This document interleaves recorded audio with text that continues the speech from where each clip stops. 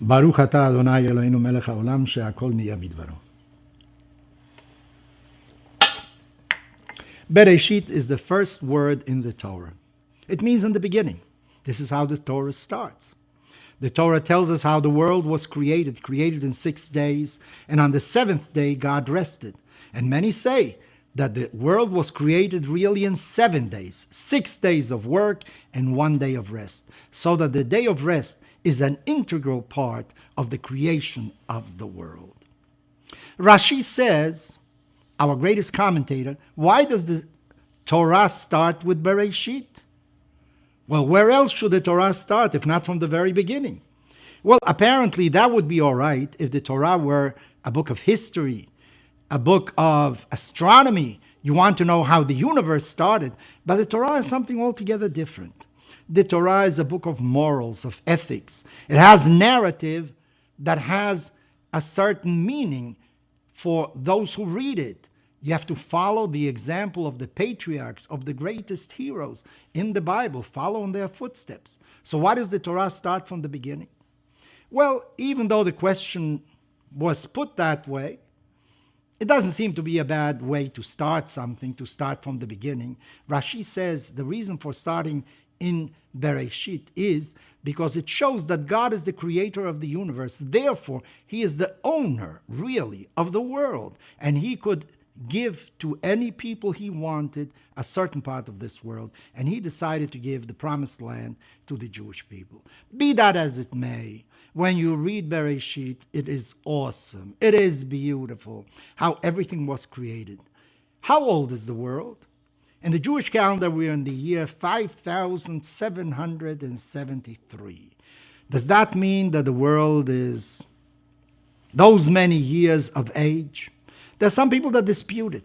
But when you read the Torah carefully, you realize that the sun and the moon were first created on the 4th day. How do we know the duration of a day?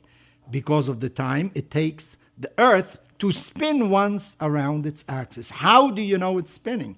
Because you see the sun rising and setting. When there is no sun, who knows how long the first days of creation were?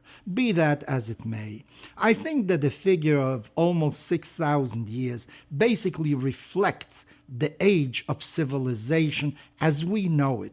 Of course, there may have been civilizations before, but the way as we know it, I don't think we are older really than 6,000 years. And the Torah speaks about the civilization of man today. God created man from dust, the Torah says. That means that man is always tied to the earth. But at the same time, it says that God gave him part of his spirit into his nostrils, so that man is really ambivalent. On the one hand, he has biological necessities. On the other hand, he's a spiritual being. The same thing we find when God promises Abraham that his descendants are going to be numerous as the dust in the earth.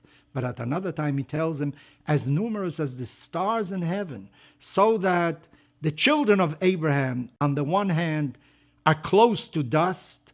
On the other hand, they're close to the heavens as well. So what is the purpose of Torah, of reading the Torah? It is actually to elevate man from the dust toward the stars, toward the spirit that God put into the nostrils of the first man, Adam. How was the first woman made? According to the Torah, God put Adam to sleep and took a tzelah. What does tzelah mean? According to many, it's a rib that God took of Adam and made a woman out of that. But according to Rashi, no. What God did was make a vertical section of Adam. One half became man and one half became woman.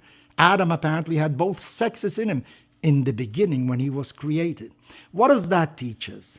That the attraction between man and woman is so great, it goes beyond Freud. It is not only a sexual attraction, it is an existential attraction. So that when a marriage is formed and a household is established, what you're doing really is going back to the primeval age when Adam was first created, when man and woman were really one.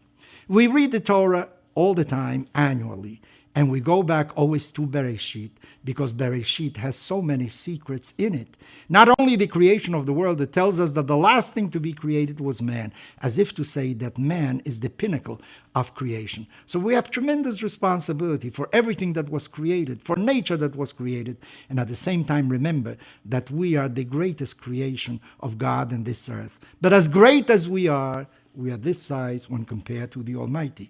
So we should always recognize the Almighty as the creator of the world. Just like He created, we should create, not destroy. We should build, because the greatest builder, the greatest architect of the universe is the Almighty Himself.